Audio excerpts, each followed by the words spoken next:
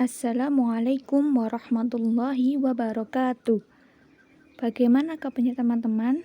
Semoga sehat-sehat selalu ya.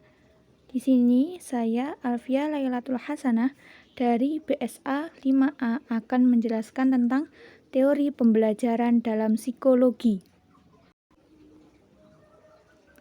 Teori pembelajaran dalam psikologi terbagi menjadi dua teori besar, yaitu teori stimulus respon dan teori psikologi kognitif. Teori stimulus respon. Teori stimulus respon memiliki dasar pandangan mengenai perilaku berbahasa, bahwa dimulai dengan adanya stimulus yang segera menimbulkan respon. Teori stimulus respon terbagi lagi menjadi 8 subteori, yaitu teori pembiasaan klasik Pavlov, teori penghubungan Thorndike, teori behaviorisme dari Watson, teori kesegeraan dari Guthrie, teori pembiasaan operan dari Skinner, teori pengurangan dorongan dari Hull, teori mediasi dari Osgood, dan teori dua faktor dari Maurer. Yang pertama, teori pembiasaan klasik dari Pavlov. Teori ini ditemukan oleh Ivan Petrovich Pavlov pada tahun 1848 sampai 1936. Menurut Pavlov, 4 elemen yang selalu muncul dalam pembiasaan klasik yaitu stimulus yang tidak dibiasakan, respon yang tidak dibiasakan, stimulus yang dibiasakan, dan respon yang dibiasakan. Teori pembiasaan klasik mengemukakan bahwa kemampuan seseorang untuk membentuk respons-respon yang dibiasakan berhubungan erat dengan sistem yang digunakan. Respon yang dibiasakan dapat diperkuat dengan ulangan yang teratur dan intensif. Maka bagi Pavlov, respon yang dibiasakan adalah unit pembelajaran yang paling baik. Yang kedua, teori penghubungan dari Thorndike. Teori ini dikenalkan oleh Edward Lee Thorndike pada tahun 1874 sampai 1919. Teori ini dikenalkan dengan eksperimen Thorndike yang menempatkan seekor kucing dalam sangkar, dan kucing tersebut tanpa sengaja menginjak engsel pintu sehingga pintu sangkarnya terbuka dan kucing tersebut keluar dari sangkarnya, dan hal itu terjadi berkali-kali. Berbekal dari eksperimen tersebut, Thorndike menyimpulkan bahwa pembelajaran adalah suatu proses yang menghubung-hubungkan di dalam sistem saraf. Yang dimaksud menghubung-hubungkan di dalam sistem saraf adalah peristiwa fisik dan mental. Dan dari eksperimen itu pula, Thorndike merumuskan dua kaidah utama pembelajaran, yaitu the law of exercise, hukum latihan, yaitu hukum pembentukan kebiasaan dari yang sering digunakan dan jarang digunakan, dan the law of effect. Teori selanjutnya yaitu teori behaviorisme dari Watson. Teori behavioris ini dikenalkan oleh John B. Watson pada tahun 1878 sampai 1958. Menurut Watson, tujuan utama psikologi adalah pengendalian terhadap perilaku. Hal-hal yang dikaji dalam teori ini adalah hal yang biasa diamati seperti stimulus dan respons, sedangkan yang berkaitan dengan otak bukan termasuk hal yang dikaji. Menurut Watson, tidak ada perbedaan antara manusia dan hewan. Teori behaviorisme menyatakan bahwa respon ditimbulkan oleh adanya stimulus. Watson membuktikan kebenaran teori ini dengan melakukan eksperimen terhadap bayi berumur 11 bulan bernama Albert. Albert pada awalnya tidak takut terhadap tikus atau hewan berbulu halus.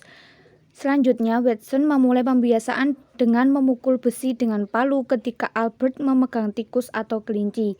Hal itu dilakukan secara berulang-ulang. Akibatnya, Albert mulai takut dengan benda berbulu termasuk jaket dan kostum Sinterklas. Berdasarkan eksperimen ini, Watson menyimpulkan bahwa pembiasaan dapat merubah perilaku seseorang. Watson mengemukakan dua prinsip penting dalam pendidikan, yaitu prinsip kebaruan dan prinsip frekuensi. Teori yang selanjutnya yaitu teori kesegeraan dari Guthrie. Teori ini dicetuskan oleh Edward Ray Guthrie. Menurut Guthrie, kesegeraan hubungan di antara stimulus dan respon akan memperbesar kemungkinan berulangnya pola stimulus dan respon tersebut. Pembelajaran tidak berlangsung secara perlahan, tetapi secara coba tunggal. Pembelajaran menurut teori ini harus menghasilkan respon-respon yang benar. Teori yang selanjutnya yaitu teori pembiasaan operan dari Skinner. Teori ini dicetuskan oleh Frederick Skinner. Dalam teori ini, Skinner berpendapat bahwa penguatan selalu menambah kemungkinan terjadinya sesuatu. Penguatan dilakukan sebelum tingkah laku lain mengganggu dan agar hasil maksimal dapat diperoleh. Skinner juga percaya bahwa proses pembelajaran yang utama pada manusia dan hewan sama, jadi mesin pengajarannya juga sama, yaitu melalui penguatan. Teori pengurangan dorongan dari Hull. Teori ini dicetuskan oleh Clark Hull pada tahun 1952. Teori ini mempunyai 4 perangkat pembelajaran, yaitu peringkat pertama berupa variabel bebas yang bisa berdiri sendiri, peringkat kedua dan ketiga variabel penengah, peringkat keempat variabel tidak bebas. Dalam pembelajaran bahasa, Hull menekankan pentingnya dorongan untuk menghasilkan respon yang baik. Meningkatnya ke arah penerimaan, yakni dorongan yang timbul untuk mencapai tujuan tertentu. Teori mediasi dari Osgood. Teori mediasi atau penengah diperkenalkan oleh Osgood pada tahun 1953 sampai 1962. Teori ini merintis teori-teori kognitif karena mengakui adanya penengah antara stimulus dan respon. Teori mediasi yang berkaitan dengan pembelajaran adalah ketika guru mengajarkan tentang makna suatu kalimat. Guru dapat memberikan kata kunci sebagai penengah, maka dengan mudah siswanya menemukan makna tertentu suatu kalimat. Teori dua faktor dari Maurer. Teori ini disebut teori dua faktor karena menurut Maurer ada dua jenis pengukuhan, yaitu pengukuhan bertambah dan pengukuhan berkurang. Pembiasaan emosi pengharapan dan emosi ketakutan adalah kunci dari suatu pembelajaran. Emosi-emosi inilah yang bertindak sebagai penengah yang mampu merangsang individu untuk bertindak atau memberikan respon. Teori yang selanjutnya yaitu teori psikologi kognitif. Teori ini diawali dengan teori Gestalt. Teori ini dikemukakan oleh Kafka, Kohler, dan Wertheimer. Menurut teori Gestalt, belajar adalah proses mengembangkan insight. Insight itu sendiri adalah pemahaman, pemecahan suatu permasalahan. Nah, insight juga merupakan inti dari pembentukan tingkah laku. Karena kalau kita mengerti memecahkan suatu masalah, maka tingkah laku kita juga akan baik. Teori yang selanjutnya yaitu teori Medan-Lewin. Teori ini dikembangkan oleh Kurt Lewin. Menurut Lewin, belajar adalah pemecahan suatu masalah.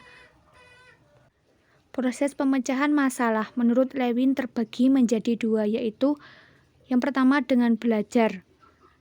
Belajar merupakan perubahan struktur kognitif setiap orang akan bisa memecahkan suatu permasalahan. Yang kedua dengan motivasi. Dengan adanya motivasi mendorong individu untuk memecahkan suatu masalah. Teori yang selanjutnya yaitu teori konstruktivistik. Teori ini dikembangkan oleh seorang ilmuwan yang bernama Piaget pada abad ke-20. Menurut Piaget, manusia sejak lahir sudah memiliki kemampuan untuk mengkonstruksi pengetahuannya mereka sendiri. Dan menurut teori ini, belajar adalah perubahan sikap mental dalam diri seseorang setelah melakukan aktivitas tertentu.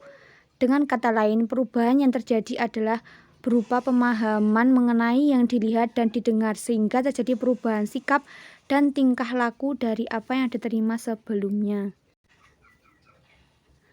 Teori yang terakhir yaitu teori genetik kognitif Chomsky.